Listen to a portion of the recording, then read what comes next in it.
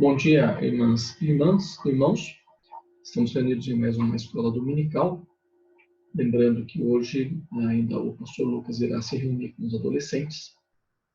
E eu escolhi hoje, no nosso estudo, o texto no Evangelho de Lucas, no capítulo 9.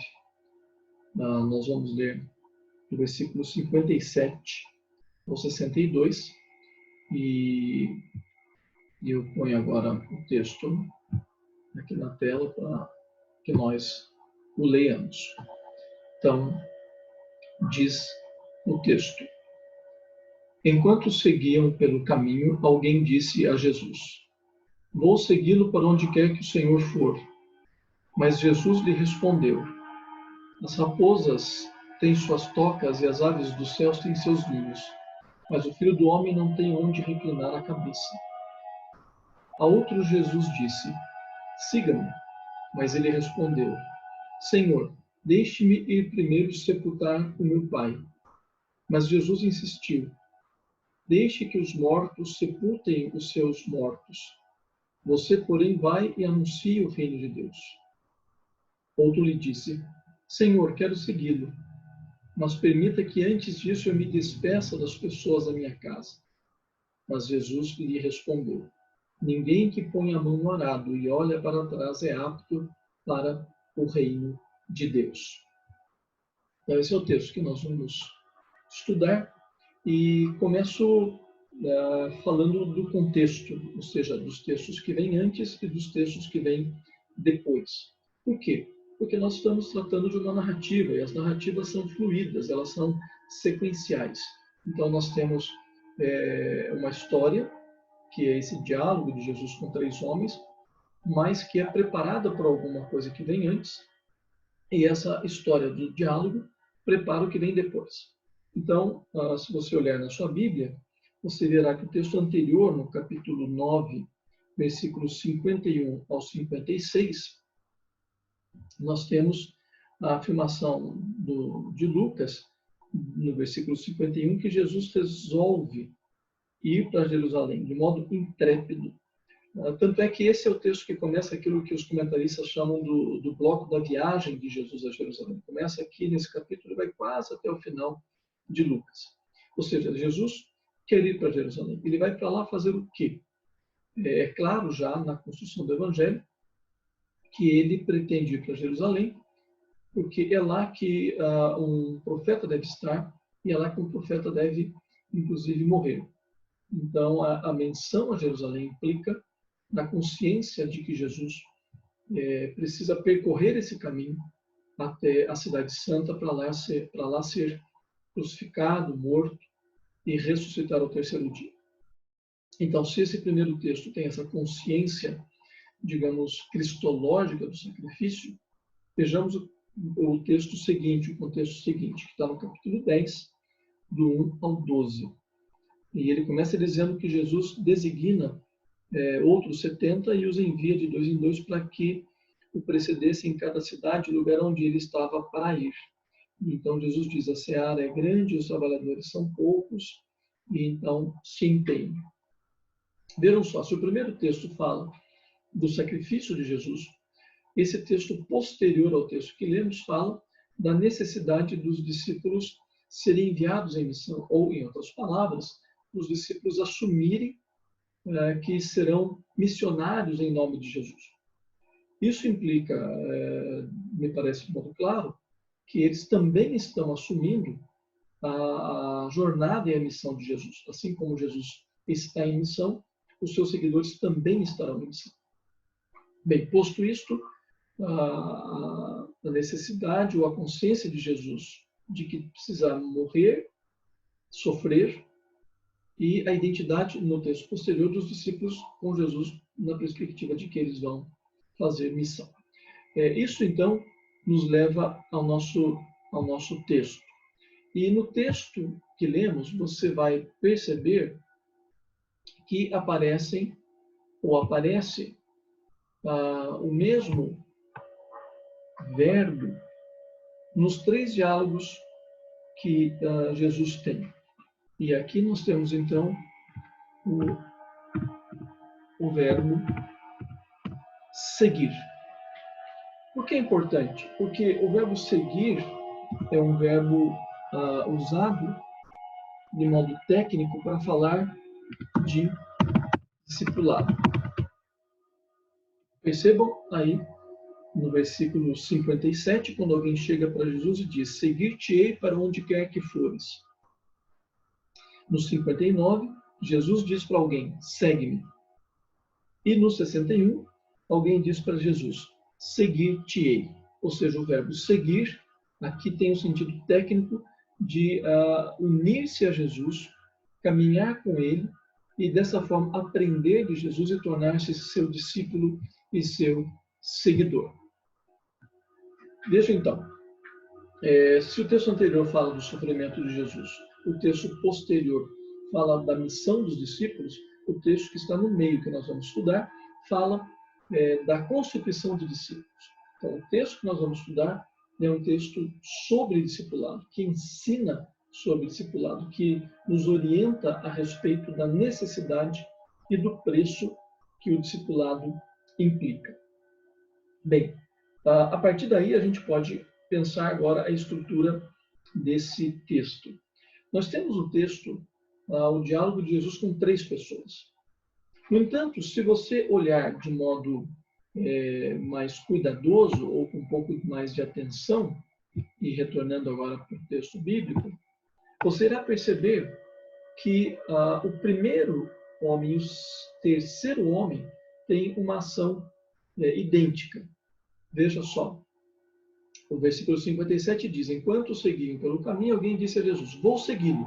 Então, alguém se apresenta a Jesus e diz: eu quero ser teu seguidor. Lá embaixo, a gente tem no versículo 61, que aparece o terceiro homem dizendo: outro lhe disse: Senhor, quero segui-lo. Então, o terceiro homem, à semelhança do primeiro, também vai a Jesus e diz: eu quero ser teu discípulo. Então, o primeiro e o terceiro são voluntários. Veja que no versículo 59, quando começa o diálogo com o segundo homem, a situação é diferente. A outro, Jesus disse: siga-me. Então, agora, no segundo homem, inverte a posição. Se o primeiro e o terceiro se apresentam como pessoas que querem voluntariamente seguir Jesus, o segundo, ou do meio, não. Ele é alguém que é chamado por Jesus. Isso é importante. Por quê? Porque a gente vai perceber uma situação que está aqui nesse gráficozinho que vocês estão vendo, que é, então, uma tentativa de mostrar como se fossem cascas de uma cebola, né? Que você tem as cascas por fora e tem o miolo por dentro. Então, na letrinha A, a apresentação de um voluntário para o discipulado. A letrinha A lá de baixo com um asteriscozinho, um sinalzinho, também dizendo a apresentação de outro voluntário para o discipulado. Então, a ligação dos dois é para mostrar que estruturalmente eles têm a mesma ação. E no meio, a letrinha B, com destaque em negrito, o chamamento de uma pessoa para o discipulado. E como esse chamamento é diferente do voluntariado dos versículos lá no começo e dos versículos do final, e esse chamamento está no meio, ele é central no texto, ele é mais importante no texto. Então, esse gráfico é importante para a gente manter em mente, para a gente entender como o texto vai se desenvolver. Então, voltamos e agora a gente começa a pensar um pouco acerca do primeiro homem, né? Do primeiro homem que se apresenta para Jesus Cristo. Então, vejam lá, retornando para o texto bíblico, vamos abrir de novo, e a gente tem aqui o texto de Lucas.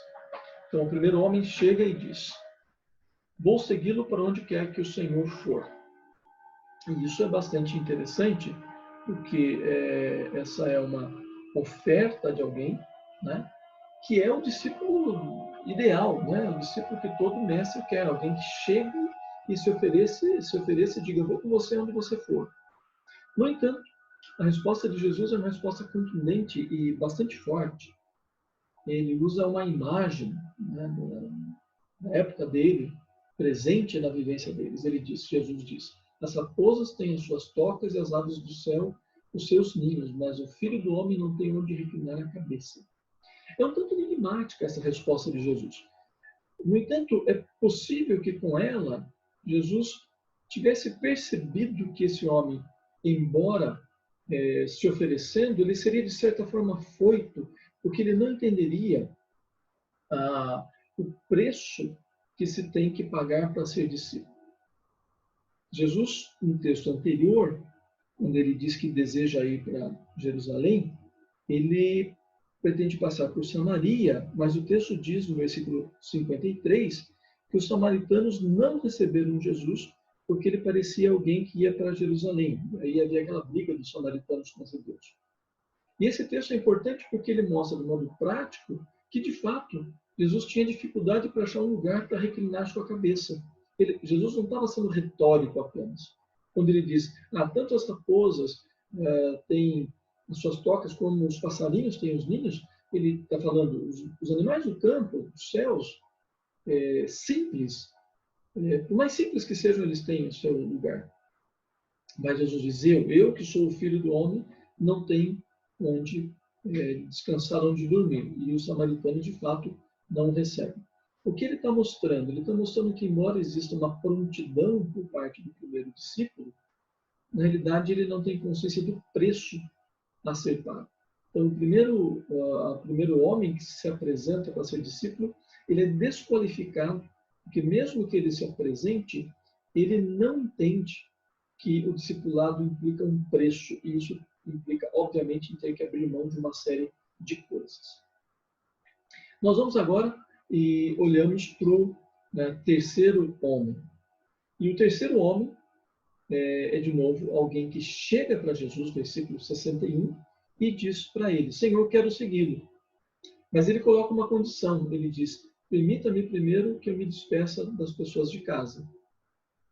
E aí tem basicamente duas interpretações. Despedir-se poderia ser nesse sentido mais básico, no sentido de que ele ia na casa dele, e ia se despedir e dar um tchau e ter uma festa e ficar com o pessoal, e o pessoal ia ao mesmo tempo que se alegrava, se entristecer com ele, e ele ia ficar então um tempo em casa.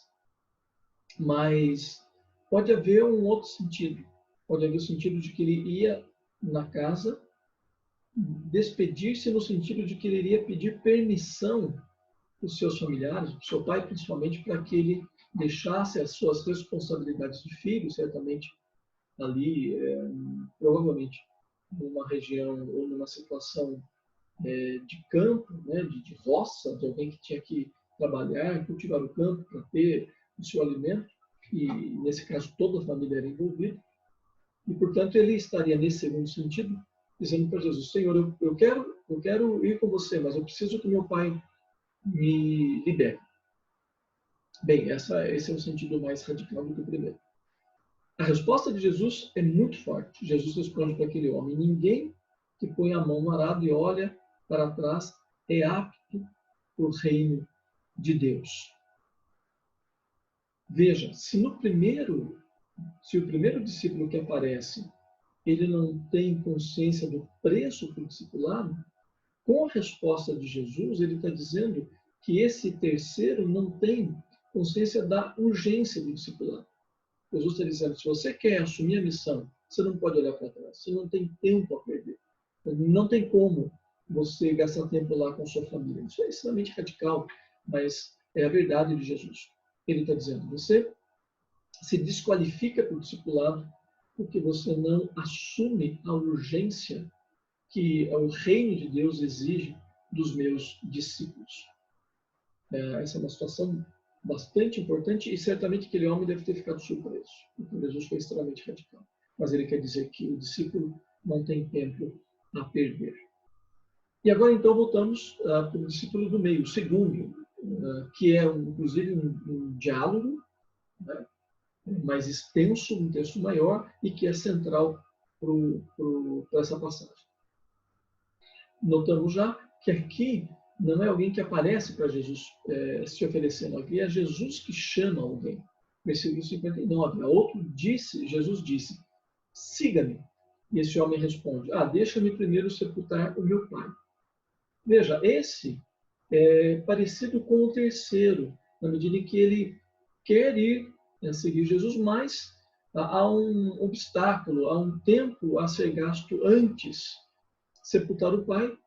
Poderia ser a ideia de que o pai tinha morrido, ele precisava ir lá cuidar então, do sepultamento, mas provavelmente é outra ideia. Sepultar o pai significa deixe-me ir viver com meu pai e esperar que ele morra, porque esse era o compromisso do bom filho judeu.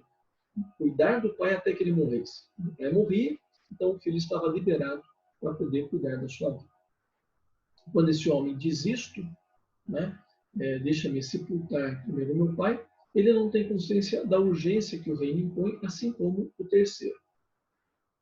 Mas Jesus, diz o texto, versículo 60, insiste, deixe os mortos sepultar os seus mortos. Ou seja, Jesus, assim como fez com o terceiro, com esse segundo ele também é radical. Ele diz, não tem tempo, não dá para esperar. Mortos que sepultam mortos, provavelmente é uma linguagem figurada, dizendo aqueles que não estão envolvidos com o reino de Deus, que só cuidam das suas vidas ou só estão voltados para as questões materiais, são pessoas mortas para Deus, mortas espiritualmente. Elas que cuidem delas mesmas. E ele acrescenta, Jesus acrescenta, você, porém, vá e anuncie o reino de Deus. Aqui você tem uma questão bastante importante, porque quando Jesus introduz a noção de reino, ele introduz a noção de que há um rei, e que se é um rei só pode haver súditos. E que se é um rei, esse rei manda na vida dos seus súditos. Isso significa, então, que quem quer seguir Jesus, quem quer andar no reino de Deus, tem que ter consciência do preço que isso implica. Só há um que manda, e é Jesus. Nós não mandamos. E ele, portanto, define, ele dirige, ele manda nas nossas vidas. Nesse sentido, essa resposta de Jesus, falando da exigência do reino, está ligada ao primeiro homem, que se apresenta para Jesus, mas não tem consciência do preço a ser pago. Qual é o preço? Agora, aqui, Jesus diz, o preço é assumir e submeter-se ao reino de Deus, submeter-se ao reinado de Jesus, ao senhorio de Jesus.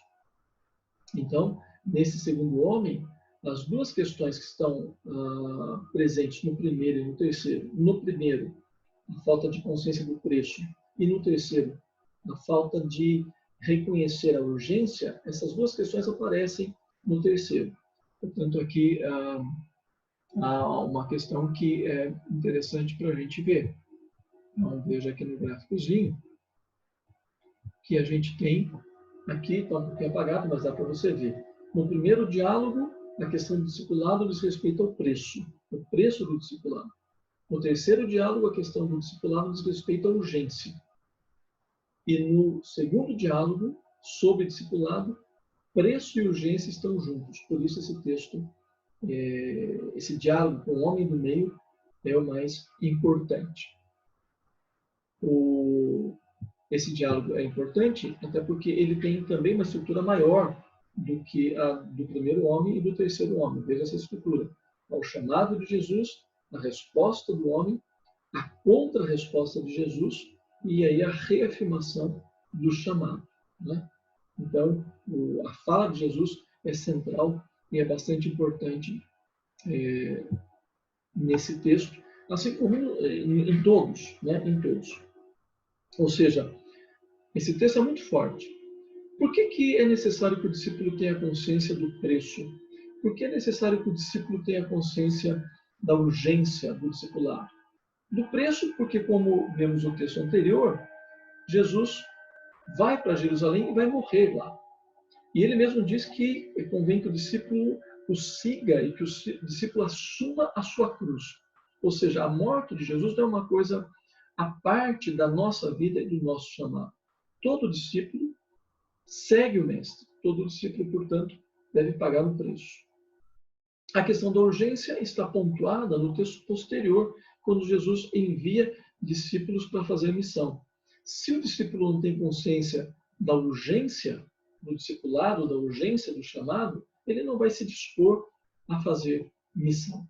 Então, urgência e rapidez, urgência e preço estão presentes no texto que estudamos, mas também já aparecem no texto anterior e no texto posterior. Essas são questões bastante importantes no texto que estamos estudando.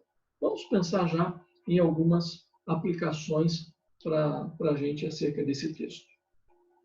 Eu acho, e me parece que esse texto é um dos textos mais duros do Novo Testamento sobre o discipulado. Numa abertura assim para dialogar, para colocar situações e tal. Jesus é muito duro, né? Ele diz para o homem: olha, você não consegue ser meu discípulo porque você não vai pagar o preço que eu pago, não te notificar. Você não consegue ser meu discípulo, dizendo ao outro, porque você não assume a urgência. E para o do meio ele diz: você não vai ser meu discípulo porque você não está afim nem de pagar o preço e nem de ser urgente. É fundamental a gente pensar isso. Essa é uma palavra não só para eles, mas é uma palavra para nós também, né? Para nós também. Nós, discípulos do século XXI, somos chamados a pagar o preço e somos chamados a assumirmos a urgência do discipulado. Nós corremos com tantas coisas na nossa vida. No entanto, esse texto hoje nos diz a prioridade de tempo e de urgência é o reino de Deus. Nós pagamos tantos preços na vida, né? Gastamos tanto dinheiro, nós nos desgastamos com tantas coisas. No entanto, Jesus nos diz aqui que o desgaste primeiro, a energia deve ser primeiramente canalizada para o reino de Deus, para a vida de discipulado, para o nosso compromisso com Ele. Essa é uma questão bastante importante. Uma terceira, e aqui a gente precisa pensar com bastante calma, eu não sei se você notou, mas nós temos 3 homens nesse texto, mas nenhum deles é nomeado, eles não têm nomes. Perceba, alguém lhe disse, a outro disse Jesus, outro lhe disse. Eles não têm nomes. Isso acontece bastante até no Novo Testamento. Nesse texto particularmente, isso é muito enfático, porque o Evangelho de Mateus, que trata da mesma cena, vai dizer pelo menos que o primeiro homem é um escriba. Isso significa que Lucas sabia pelo menos a profissão, a atividade do primeiro, mas que não quis incluir aqui. E aí nós somos levados a pensar, por quê? Qual o efeito junto ao leitor da omissão do nome? Quando a gente não tem o nome, a ideia é que podemos ter qualquer nome, né? Por exemplo, você quando você pega um cachorrinho na rua e leva para casa, todo mundo quer pôr nome no cachorro, né? Por quê? Porque ele não tem nome. É claro que ninguém está comparando o ser humano a um cachorro, mas a situação é parecida. O que Jesus estaria querendo dizer aqui? Que o fato desses 3 homens não terem nome significa que eles podem ter qualquer nome. E qualquer nome aqui significa que pode ter o meu nome e pode ter o seu nome. Ou seja, eu e você podemos estar enquadrados no primeiro homem, quando queremos ser discípulos, mas não conseguimos porque não temos consciência do preço. Nós podemos estar enquadrados no terceiro homem, quando nós também nos oferecemos para Jesus, querendo ser discípulos dele, mas não temos consciência da urgência de tempo que isso implica. Que temos que abrir mão do nosso tempo e dedicar tempo para o reino de Deus. Quando não nos enquadramos, isso não nos desqualifica do discipulado.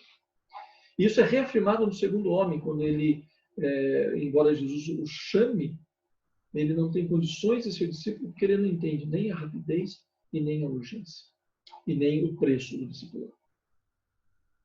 A pergunta que esse texto faz a nós todos é: será que o nosso nome está em algum desses homens? Será que nós devemos colocar o nosso nome no primeiro, segundo, terceiro? Mesmo que sim, e torno a dizer, esse texto é muito radical, mesmo que sim, esse texto não fecha as portas. Ele nos adverte. Podemos estar desqualificados para o discipulado hoje. Podemos ter dificuldades relativas ao preço e à rapidez do discipulado.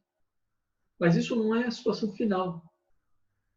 Porque nós podemos rever a vida, nós podemos repensar a nossa postura, nós podemos refazer o nosso compromisso de discípulos, nós podemos nos arrepender, podemos buscar a face de Deus e pedir para que Ele, para que o Espírito Santo transforme nossas vidas e nos dê condições, porque nós não temos por nós mesmos, de assumirmos o preço do discipulado e refazermos nossa vida de modo que nós possamos atender às instâncias que o reino de Deus nos traz. Pense nisso, reflita, ore, para que esse texto seja um texto que tenha não apenas um impacto na nossa vida, mas nos lance para uma relação frutífera e abençoada com Deus. Que Deus o abençoe. Tenha um bom domingo. Nós nos encontramos à noite no nosso culto. Até mais.